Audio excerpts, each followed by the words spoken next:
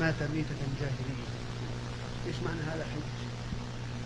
معناه أنه يجب على الإنسان أن يجعل له إماما، ولا يحل لأحد أبدا أن يبقى بلا إمام، لأنه إذا بقي بلا إمام بقي من غير سلطان ومن غير ولي أمر. والله عز وجل يقول: يا أيها الذين آمنوا أطيعوا الله وأطيعوا الرسول وأولي الأمر منكم.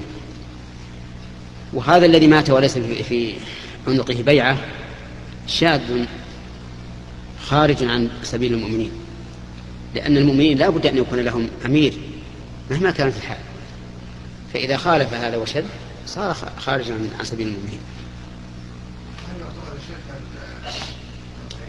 الذين لا يحكمون القرآن والسنة ويحكمون شرائع فرنسية أو إنجليزية، هذا يحتاج إلى نظر ما هو السبب الذي حملهم على هذا، وهل هو أحد غرهم ممن يدعي العلم وقال إن هذا لا يخالف الشرع أو ماذا.